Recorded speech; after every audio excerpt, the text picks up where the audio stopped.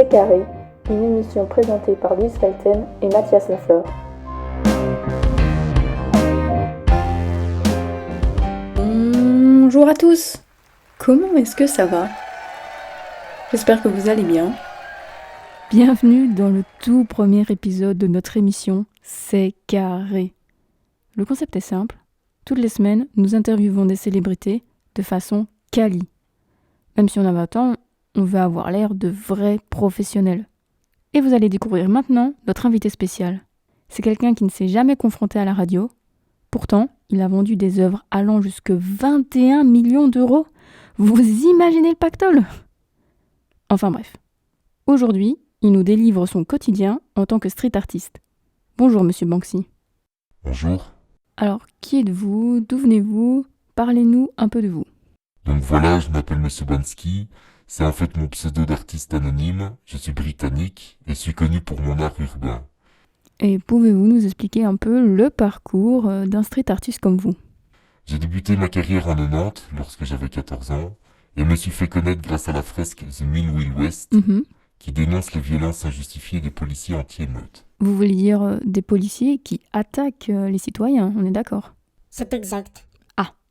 Il se pourrait que nous ayons un petit problème avec la régie. Est-ce que vous pouvez répéter, s'il vous plaît ? C'est exact. Ok, c'est bon, là je pense que c'est rétabli. Du coup, j'ai entendu dire que vous ne faisiez pas que des graffitis. Pouvez-vous nous expliquer plus en profondeur vos créations ? Alors j'ai fait un peu de tout. Il y a d'abord le tag, qui est le dessin du nom de l'artiste, les fresques, qui sont des énormes créations artistiques réalisées sur un mur complet et souvent en 3D, les pièces, qui sont la représentation élaborée du nom de l'artiste, Quoi d'autre ? le flop, un intermédiaire entre le tag et la pièce est souvent réalisé avec un style bubble, le street art, qui rassemble les pochoirs, les interventions sur le mobilier urbain, ou encore les détournements publicitaires, Ok. les personnages, qui, comme son nom l'indique, peut représenter des personnages de type cartoon, réaliste ou surréaliste, Ça commence à être long. et les sketchs, qui sont des esquisses ou dessins perfectionnés sur un support papier. Attendez. Du coup, j'ai une petite question pour vous. J'imagine que vous n'avez pas de femme étant constamment entouré de bombes. Vous n'avez rien écouté de ce que j'ai dit.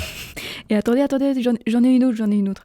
Et quand vous sortez sans autorisation, c'est pour faire le mur, j'imagine.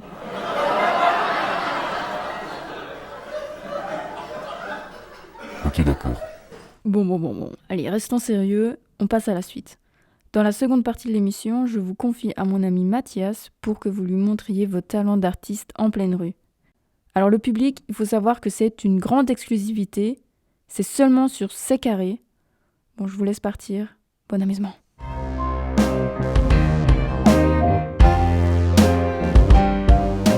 Alors nous voici à présent à Bristol, sur le terrain de jeu de notre artiste, où il a passé la majeure partie de sa vie.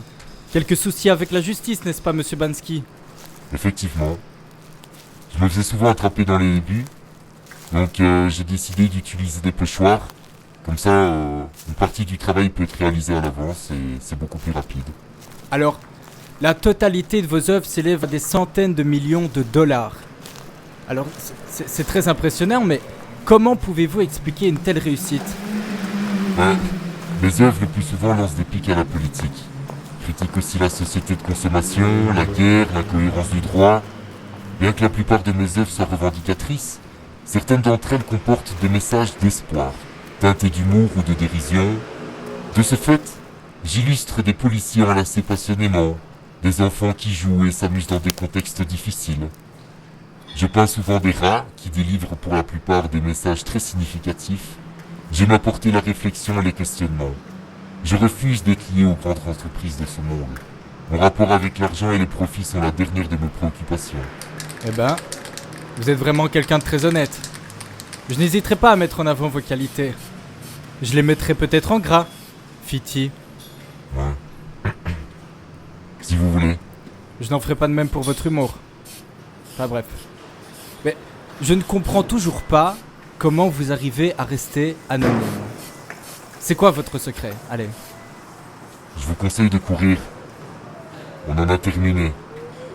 À une prochaine fois peut-être. Mais c'est pas possible ! Il a disparu! Oh mon Dieu! Vite, Gaspard! Cours! Cours, vite! Vas-y, cours! Vas-y! Putain! T'as fait tomber la caméra! Allô?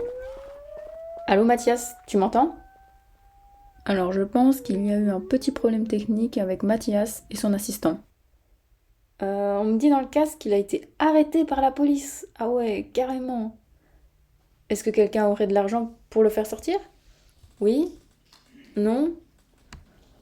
Bon, il se débrouillera. C'est un grand garçon. Alors nous, on se retrouve la semaine prochaine pour rencontrer cette fois-ci Mimati. Nous espérons qu'elle sera à la hauteur, si vous voyez ce que je veux dire. Pensez à vous abonner à notre chaîne, à nous suivre sur les réseaux, #c'est carré. Allez, je vous dis ciao!